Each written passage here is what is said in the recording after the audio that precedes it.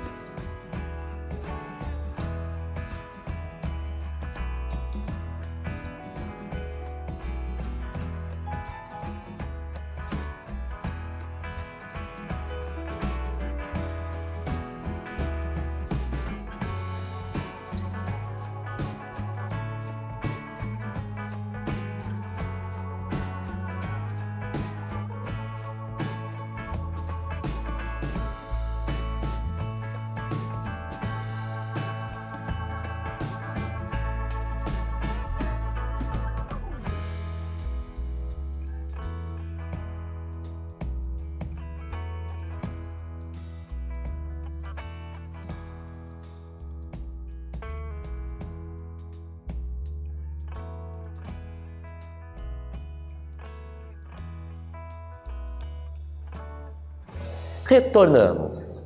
Olhou bem a imagem? Um pedaço, um fragmento de uma farmácia? E eu perguntei qual é a finalidade dela. Você parou, pensou e tem várias. Concordo com você. Na atualidade, no nosso dia a dia, a farmácia vende muitas coisas. Muitas vendem comida, né, conveniência, salgadinho, refrigerante, produtos de higiene pessoal, sabonete, perfume, shampoo, vende até sorvete. Tem pessoas que vão lá na farmácia para ir na balança ver o seu peso, né? O registro da sua massa corporal. Mas a intenção primeira da farmácia é o quê? Quando nós estamos doentes ou quando nós não nos sentimos bem, a gente vai lá para comprar um medicamento, um remédio. Lembrando, os medicamentos só com a prescrição de um especialista, do médico, e sempre com a presença de um adulto. Então, com a receita médica, a pessoa, os seus pais, os seus tios, os seus avós, vão até a farmácia, mostram para o farmacêutico, para o atendente, e ele vai nas prateleiras pegar esse medicamento, esse remédio, e a pessoa compra e leva para casa para alguma situação que está acontecendo com o corpo dela. Então, a finalidade primeira da farmácia é essa: a venda de medicamentos, a venda de remédios para que a gente possa utilizá-los com a prescrição médica, fazendo todo o tratamento correto, para que a gente se sinta bem, o nosso bem-estar no final do processo. Segundo a Organização Mundial da Saúde, que a sigla é OMS, droga é toda substância que não é produzida pelo nosso organismo, mas é capaz de provocar alterações em seu funcionamento. Ah, mas Fabiano, então por que você falou da farmácia? Nós estamos falando de drogas, a aula é sobre drogas. Mas por que você trouxe a farmácia? Porque, segundo a Organização Mundial da Saúde, droga é aquela substância que não é fabricada pelo meu corpo, que não é produzida pelo seu corpo. Ou seja, nós temos que adquirir e fazer a ingestão. E essa substância provoca alterações no funcionamento do nosso organismo. Então, se eu falar para vocês que na farmácia vende drogas, você acredita nisso? Por isso que muitas farmácias são chamadas de drogarias. Drogarias vendem droga. Então, esses medicamentos, esses remédios também são drogas, pois o nosso corpo não produz. Nós temos que fazer a ingestão para que altere, provoque alterações no nosso organismo e a gente se restabeleça. O termo droga pode designar tanto os medicamentos prescritos lá pelos profissionais de saúde para tratar uma determinada doença, mas também por outras substâncias. A gente vai entender esses tipos de substâncias a partir de agora. Então, por isso, naquela imagem, nós temos ali as cartelas de medicamentos que nós consumimos quando estamos doentes e foi prescrito por um médico. Então, o uso é por nossa iniciativa, porque a gente quer estar bem, se restabelecer, ter a nossa saúde, ok? E aqui nós temos um mapa conceitual muito interessante que mostra a questão das drogas, que ela tem uma classificação. As drogas podem ser lícitas e ilícitas. Aí que nós chegamos nesse ponto. Nas drogas lícitas, o que significa essa palavra lícitas? É aquelas que são permitidas por lei, ou seja, o comércio, a venda é legal. Então, por exemplo, os medicamentos são drogas, ok? Segundo a Organização Mundial da Saúde, porque são substâncias que o meu corpo não produz. Eu tenho que artificialmente fazer a ingestão, ok? Mas eu posso comprar, eu vou com uma receita, pago e levo para a minha casa. Por isso é importante a receita médica. Você já reparou na embalagem de alguns medicamentos uma tarja vermelha? Ou já ouviu falar que alguns medicamentos têm uma tarja preta? Tem medicamentos que nós podemos comprar sem receita. A pessoa chega lá, compra e leva para casa. Então é permitido por lei. Porém, outros medicamentos você tem que apresentar a receita e até a receita ficar retida. Ela tem que ficar na farmácia, porque é uma droga. Aquela substância, se for utilizada de maneira incorreta, pode causar consequências. Outros exemplos de drogas lícitas, por exemplo, são as bebidas alcoólicas e o cigarro.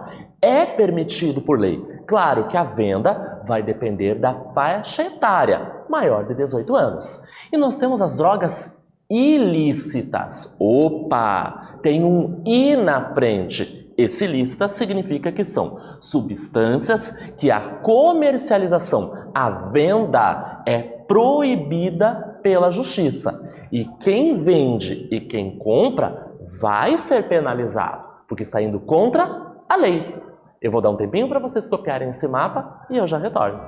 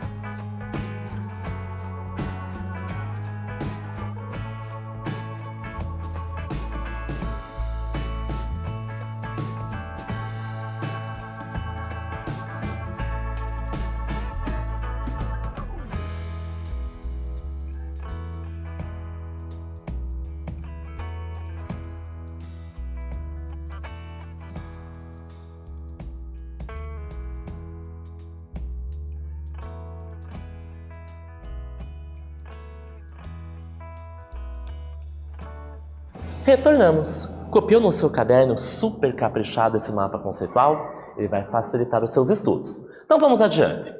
Algumas drogas, então, são ilícitas. Lembra? Aquelas cujo comércio, a venda é proibido pela justiça. São ilegais contra as leis. Elas podem provocar vários efeitos no nosso corpo, como euforia, excitação, sonolência, alucinações e, dependendo da quantidade e dependendo do organismo da pessoa, pode levar até a morte. Por isso elas são ilegais. A maioria das drogas ilícitas pode danificar irreversivelmente o sistema nervoso. O que é isso?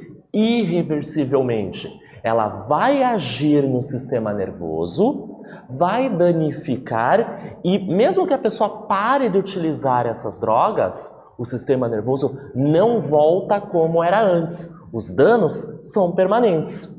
Outros órgãos também podem ser prejudicados, como o coração, os rins e até os pulmões. Então observe nessa imagem que eu trago para vocês regiões do nosso corpo onde as drogas ilícitas vão agir, principalmente no sistema nervoso central, mas também em algumas outras regiões do nosso corpo.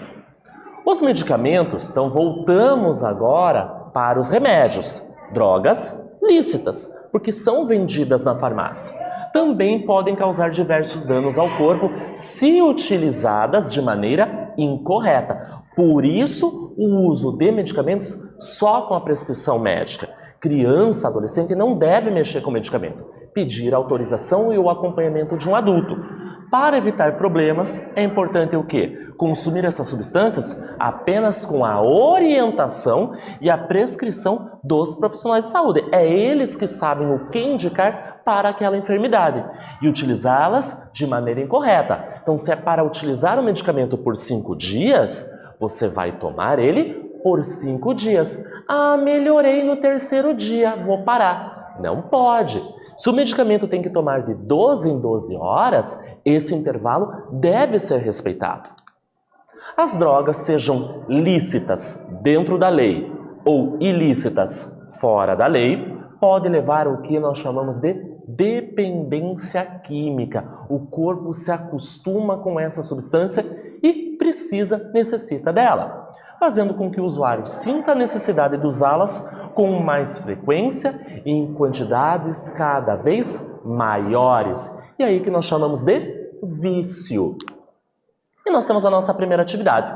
Os efeitos provocados por bebidas alcoólicas sobre o organismo humano são mostrados nesta tabela. Então nós temos a concentração de álcool no sangue da pessoa e os efeitos que vão acontecer. Os dados relacionam os níveis de concentração de álcool no sangue com os seus efeitos. Um motorista, então pense uma pessoa, um homem ou uma mulher, um motorista, que tenha tomado 3 latinhas de cerveja. Quais efeitos ele vai apresentar? Dê uma consultada na tabela e eu já retorno.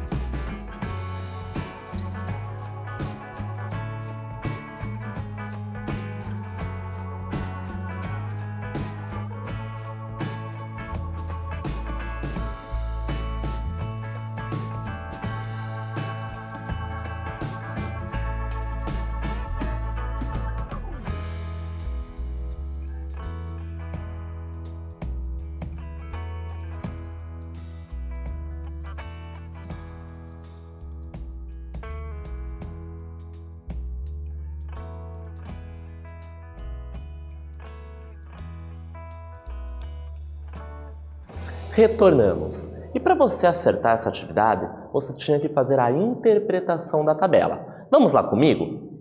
Na coluna da esquerda é a concentração de álcool no sangue. Na direita são os efeitos e tem um recadinho. A ingestão de uma latinha de cerveja faz com que a gente tenha 0,5 gramas por litro de concentração de álcool no sangue. O enunciado falou que o motorista tomou 3 latinhas. Então, aproximadamente, ficou nessa faixa de 0,9 a 2,5 gramas por litro. Qual ou quais são os efeitos? Excitação, perda do julgamento crítico, queda da sensibilidade e das reações motoras, ou seja, provavelmente vai causar um acidente. Ou seja, se for dirigir, não beba, e se beber, não dirija. Não é isso que tem nas campanhas? Converse com os adultos sobre a importância de não ingerir álcool e dirigir. Se o uso for contínuo, por exemplo, um medicamento, a pessoa pode desenvolver o que nós chamamos de compulsão. Nesses casos, o funcionamento do cérebro fica alterado. Veja como essas drogas, mesmo que sejam lícitas, afetam o nosso sistema nervoso. E o usuário passa a sentir uma necessidade involuntária e incontrolável de consumir essa substância. A dependência química é uma doença e o respeito ao paciente é crucial para que a sua recuperação seja possível. O apoio dos amigos e dos familiares, bem como o acompanhamento de um psicólogo, faz parte do tratamento que nós chamamos de reabilitação. E nós vamos para a nossa segunda atividade, de verdadeiro ou falso. Nós temos 3 situações e nós vamos fazer a leitura e interpretá-las. Eu vou dar um tempinho para vocês e eu já retorno.